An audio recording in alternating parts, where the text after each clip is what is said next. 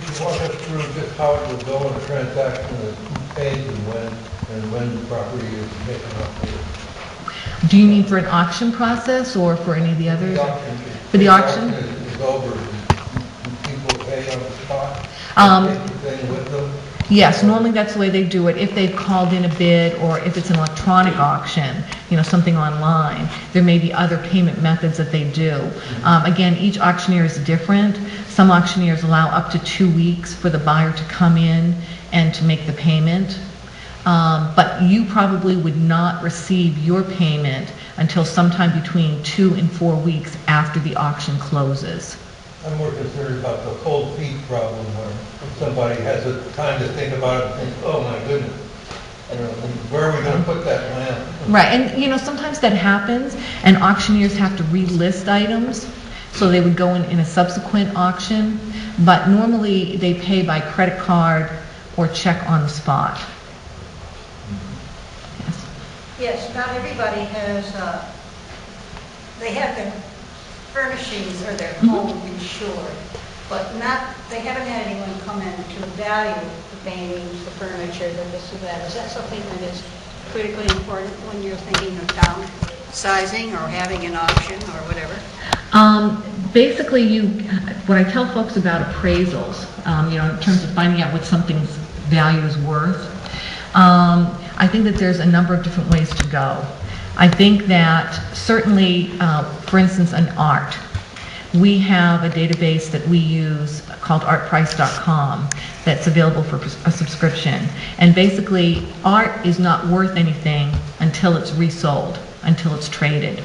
So you could go into a gallery and you could basically buy a painting for $5,000 and see that all this gentleman's paintings are all, you know, in the range of $3,000 to $5,000. Well, the problem is that unless somebody decides they like it enough to buy it again, the galleries won't usually take back anything that they've bought, you know, they sold to you.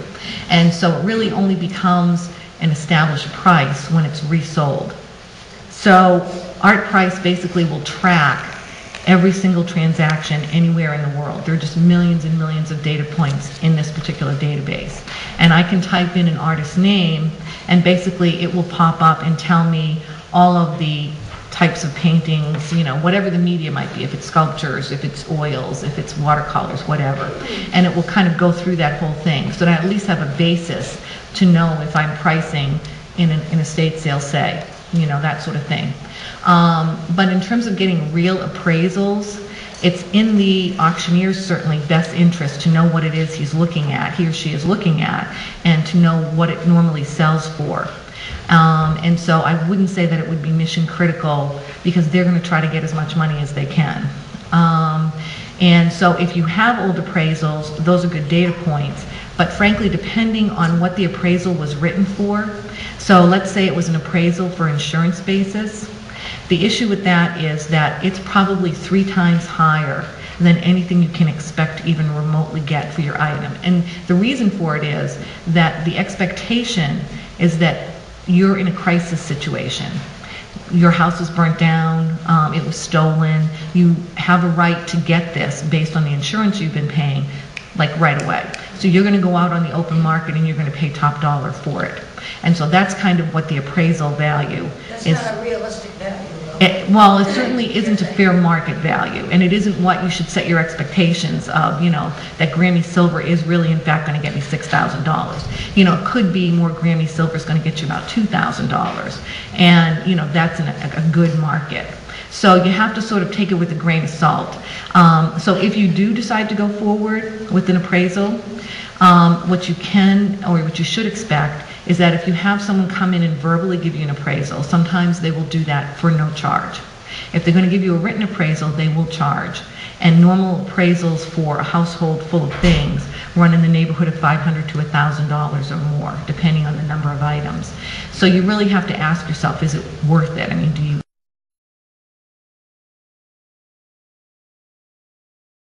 Are there like a couple of items you'd like to know about, or do I really need to get an idea of what all this stuff is worth? So it's just, again, something to sort of keep in the back of your head. And when you do it, you basically need to tell the person what you're looking for is a fair market appraisal.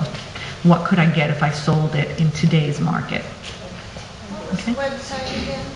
Oh, the website for the art is artprice, all one word, ARTPRICE.com. How much do they charge to?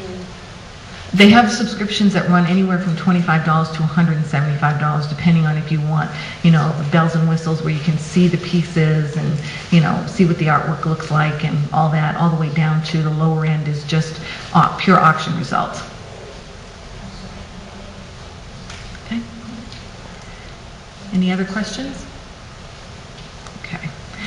In terms of dealers and wholesale buyers, this is usually the place where I get the most questions of how do you know that somebody is really trustworthy? And I would say that this is not the place to start calling people out of the yellow pages. That could be a disaster. Certainly ask around. There are certainly reputable buyers in the area. And the other thing that I tell folks is if you'd really like to know and get sort of a multiple set of points so that you have some data to really compare, it is not unreasonable to give folks a call and say, I have these items for sale. Is it something you're interested in? If they say yes, and say, I am going to be bringing in 3 buyers, 3 potential buyers, and I'm going to be accepting bids, but I am not going to sell the items on the spot. And so are you still interested? Would you still like to come? And if the person says, yes, I would still be interested, have them show up, show them the items. They may in fact look around and say that there are other things that are more interesting. So you have to know ahead of time, you know, what exactly you're going to sell and what you're not. But as long as they stick to the game plan and they give you a bid and they understand that you're going to get back to them in a couple of days or a week or whatever your time frame is, that's a solid data point. Okay, you know that they're willing to do that. They're going to give you a check or they're going to give you the cash, and they're responsible for taking the items away at their cost. And if you do that, normally you'll find 2 or 3 folks who'd be willing to do that. You'll have a good data point and you'll feel comfortable that this is in fact, you know, what it is. What you can normally expect from wholesalers and dealers is that if they think they can sell something for $100, they're going to be willing to pay you somewhere between $30 and $50. And the balance is going to be their profit, their overhead, and basically a fudge factor just in case, you know, someone comes into the store and says, oh, I see you've got that mark for 100, will you give it to me for 90? And they need to make a decision about if they have the money to play with or not. So that's sort of a general keep in mind thing. The other thing to keep in mind is unless something is a fine antique that is appraised and increased in value, what you normally are looking at is somewhere in the neighborhood of between 10 and 30% of the original purchase price. Okay? And that's what you should expect to get for a resale.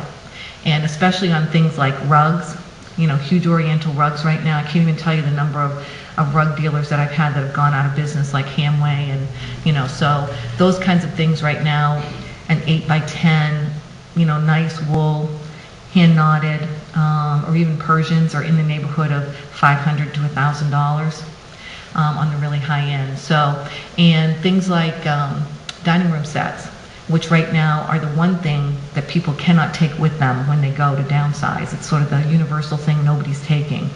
Duncan Fife, double pedestal, mahogany table with 6 chairs and a sideboard, maybe $300. So again, just to sort of set the expectation about, you know, what things are really bringing these days. And upholstered furniture, if you think about it, is even kind of a more of a catch-all. Think about when, you know, if you went to buy a sofa, let's say, an upholstered sofa, and you went to the store, and think about the choices that you had. Okay, I could do a tall back, I can do a short back, I can do tufted pillows, I can do attached pillows, I can do detached pillows, I can do covered arms, I can do bare arms, I can do bunt feet, I can do a skirt, you know, I can do pink, I can do blue, I've got checks, I've got stripes. I mean, by the time you put all the combinations together, you've got a million different permutations on one couch that you could possibly buy.